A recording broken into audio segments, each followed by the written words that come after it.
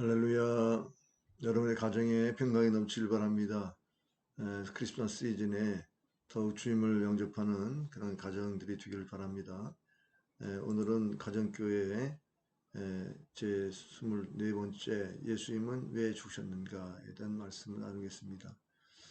예수님은 우리의 죄값을 대신하여 죽으셨다고 하는 이런 진리를 우리가 믿고 있지만 그 부분에 대해서 여러 가지 일반적인 견해, 이런 부분들은 우리가 신앙으로 수용할 수 없는 부분도 있기 때문에 한번 살펴보겠습니다.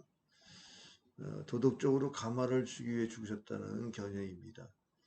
이런 주장은 예수님이 죽으심이 하나님의 공의를 만족시키며 죄인 우리를 대신하여 예수님이 십자가의 형벌로 고난받으신 사실을 강조하기보다는 단순히 예수님의 죽으심이 놀라운 자기 희생의 사랑을 나타내는 것을 본다는 겁니다.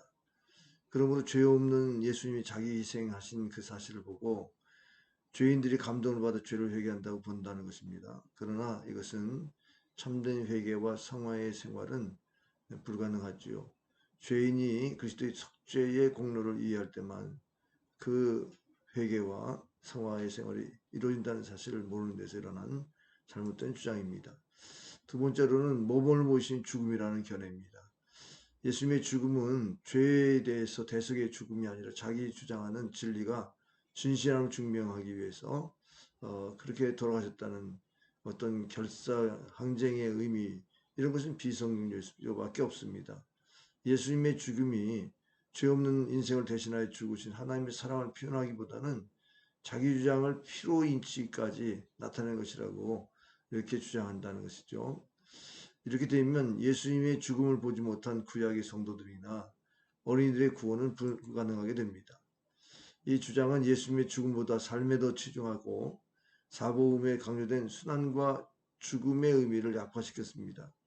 또 자기의 죄를 위해서 예수님이 죽으셨다는 것을 믿는 자 외에는 예수님의 생애를 모방함으로써 구원받는 자는 결코 있을 수가 없지요. 소크라테스가 자기 제자들의 탈출의 권유를 뿌리치고 악법이라도 국법을 지킨다는 고결한 정신을 보인다고 해도 죄를 회개하고 구원받는 사람이 없다는 것과 마찬가지입니다. 우리의 모범자가 되시기 전에 예수님은 구주가 되십니다. 사도행전 5장 31절에 이스라엘에게 회개함과 죄사함을 주시려고 그를 오른손으로 높이사 임금과 구주로 삼으셨느니라.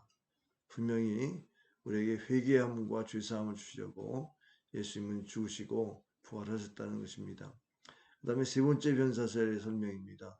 예수님의 죽음이 다른 사람을 위한 것이라는 관념은 하나도 없습니다. 그는 사람이기 때문에 죽음에 굴복한 것이고 또 갈릴리 춘풍 속에 대망을 품어 활동했다가 자기 제자의 배신에 죽었다고 하는 아주 지극히 인간적인 스토리를 말하는 것입니다. 그러나 성경 예수님의 죽음이 우발적으로 된 사고가 아니라 인류를 죄에서 구원하기 위해서 의도적인 행위, 예언된 하나님의 말씀의 성취로 이루어진 것입니다.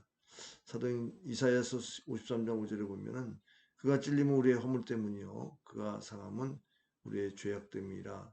그가 징계를 받음으로 우리는 평화를 누리고 그가 채찍에 맞음으로 우리는 나음을 받았도다. 말씀하신 은혜가 있기를 바랍니다.